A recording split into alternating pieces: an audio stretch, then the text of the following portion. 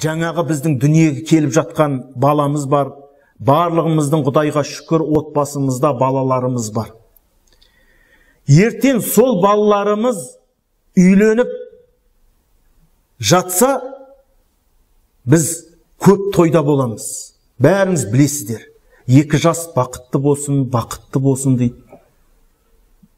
Ал бірақ сол бақытты болудың жолын ешкім ойлап атқан жоқ. Ол қалай бақытты болады? Ол қалай бақытқа жетеді? Оны ойлап атқан ешкім жоқ. Бәрі бақытты болса екен дейді. Бірақ сол бақытты болудың жолы бар ғой. Әлде бақыт деген не? Мансап па? Атақ па? Дүние ме? Адамдар өздері білмейді. Балам бақытты болсын дейді. Айналайын, бақыт деген не?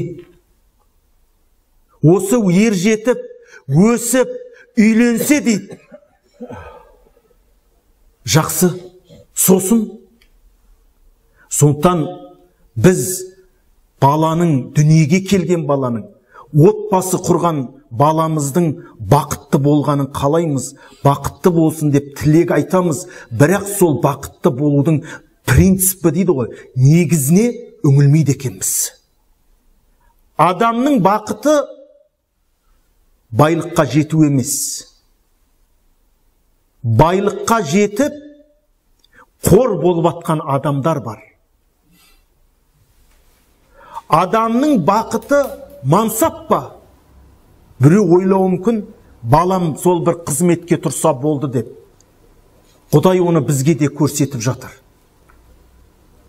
Тіпті мансапқа жетіп, билікке жетіп, үкіметке жетіп, сотталып кетіп атқан адамдар бар. Бақыт па сол? Ақша тапсам дейді, миллиардер болсам дейді. А сол миллиардер болып өліп қабатқандар бар. Елін сатып кетіп жатқандар бар. Дінін сатып кетіп жатқандар бар. Бақыт ол пайғамбардың жолында ғана. Бақыт сол. Пайғамбардың жолынан басқа бақыт іздеген адам, ол еш қашан бақытқа жолықпайды. Міне сендердің бақытың деп Алла бізге жіберген пайғамбарды وَمَا أَرْسَلْنَكَ إِلَّا رَحْمَةً لِلْعَالَمِينَ дейді.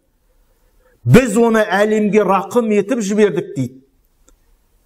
Баланың бақыты сол пайғамбардың жолымен жүруінде ғана. Сондықтан адамдар бақытты әр нәрседен іздемей, ол Алла бақытты сол пайғамбарының жолына қойған. Басқа жол жоқ бізде. Сондықтан біз балаларымызды сол жолмен тәрбиелеуіміз керек. Сол кезде ол, иншаалла, ертең қор болмайды. Бұл дүниеде және ақыретте. Мына отырған біз бақыттымыз. Мүмкін біреу айтар сыртымыздан, несімен бақытты болар деп. Бұл дүниенің құны жетпейтін Алланың иман берді бізге. Бізден бақытты адам жоқ. Біз әлемдердің Раббысы Алланың жіберген сүйікті пайғамбарын танимыз. Одан үлкен бақыт жоқ.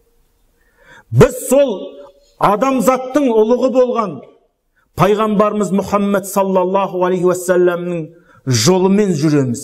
Сондықтан бізден бақытты ешкім жоқ.